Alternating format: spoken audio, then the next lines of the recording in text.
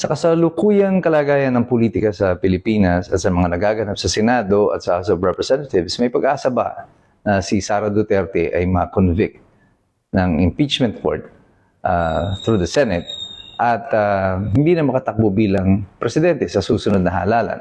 Ito po muli si Attorney Mike Operario at pag-usapan po natin yan.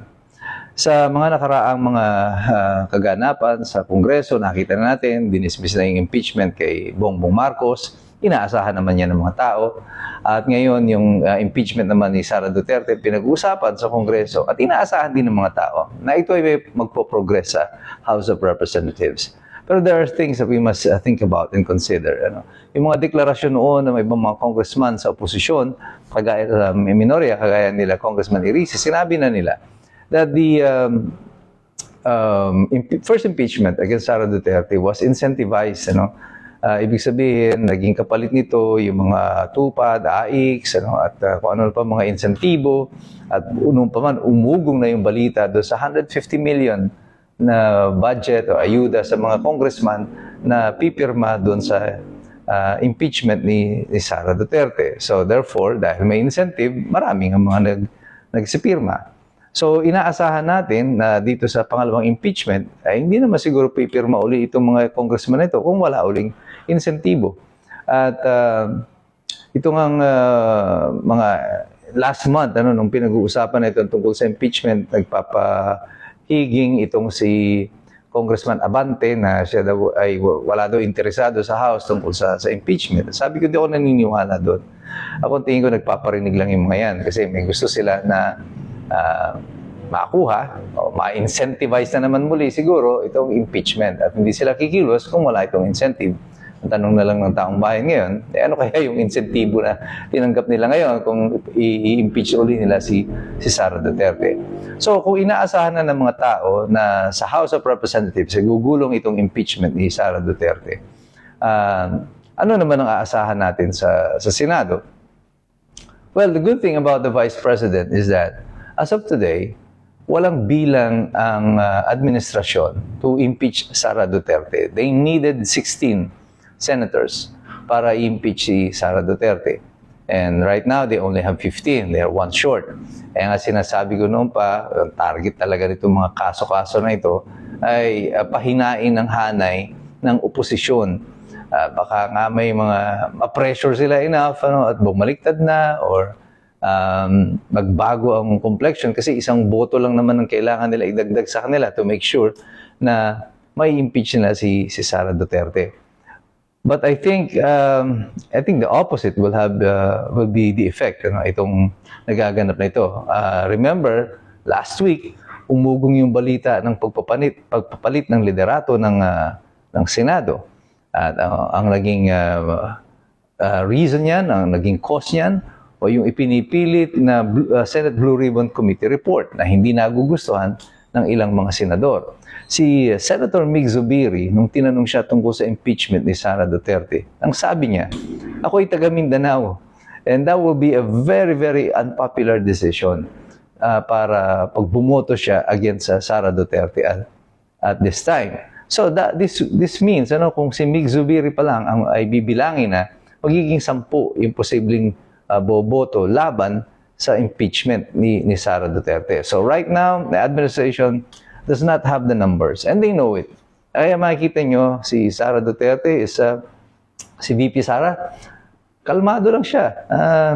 She is secured in her place and I think kung itutuloy nila itong impeachment ito, yung pinapangako niya na bloodbath, doon sa mga ebidensyang i-reveal niya tungkol doon sa mga supposed mga cash releases na yan, this will be working against the administration at hindi ito magiging maganda para sa kanila. So right now, I think, politically, the position of the Vice President is on stable ground.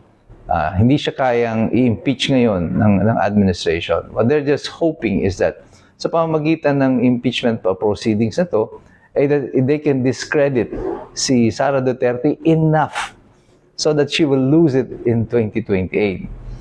But they're out of their minds, this administration. They are delusional para isipin nila na ang impeachment proceedings na to will be enough para burahin sa isipan ng mga tao na mas maraming pera ang nawawala kaysa dun sa hinahanap nila kay Sara Duterte. Trilyong piso ang nawala dito sa flood control. Bilyon-bilyon ang intelligence fund or confidential fund ng Malacanang. And even other executive departments like the DILG, the Ombudsman, dami nilang mga pera na unaccounted for. And yet, feeling nila sa pamamagitan ng 125 million na yon na confidential fund, ay masisira nila si Sara Duterte. We are not fools. Hindi hangal ang mga Pilipino na to understand what is happening right now. And I think this is gonna backfire. Itong gagawin nila against kay Sara Duterte na impeachment. Kasi lalo lang nilang ipinapakita yung pagiging hipokrito nila, yung kanilang pagkaganid sa kapangyarihan at sa kayamanan. With the rainy season coming in, there will be more floods. There will be more issues about the flood control. Lalong i-expose ng Mother Nature, ng inang kalikasan, ang lahat ng mga nakawan na nangyari. Nakita na natin ito, nauulit na naman sa Iligan, nauulit sa Catanduanes, at marami pa mga disasters ang babalik at makikita ng taong bayan. Kaya kahit kailan, hindi nyo makukuminsi ang taong bayan na ang tunay na magnanakaw dito ay si Sara Duterte, sapagkat ang ebidensya ay inihahayag na sa harapan ng mga tao sa pamamagitan na rin ng ating kalikasan.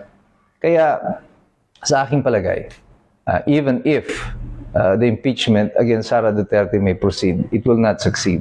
And even if, for purposes of argument, na makakuha sila ng sapat na bilang, may mga nagsibaliktad ng mga senador na pressure enough para bumaliktad sila, para i-impeach si Sara Duterte. All the Vice President had to do is that kung alam niya wala siyang bilang, mag-resign lang siya. So she can still run in 2028. So there are still a lot of options in the table. Pero sinasabi ko na nga sa inyo noon pa, lagi kong sinasabi, itong mga supposed best laid out plans ng administrasyon, laging palpak. Hindi po nila madali talaga si Sara Duterte. Ito na nga si Boying Rimulya ng Ombudsman. Hayagan na ginagamit niya yung Office of the Ombudsman. They have basically weaponized it against the opposition in the Senate. Nadinig niyo yung huling interview niya, pinagmamalaki pa niya, naka-ready na kayong arresting team. At pinaririnig niya yan for Tito Soto. Parang suporta niya kay Tito Soto. Papa-aresto niya na yung mga senador na nagbabalak ng kudeta. If that is not weaponization of the Office of the Ombudsman or the political gains of this administration, then I don't know what is. At itong nakakalungkot dito, ginagawa nila ito ng hayagan at walang kahihiyan. Pero ang taong bayan would not be intimidated. Ang taong bayan hindi bibitaw sa usapin ito.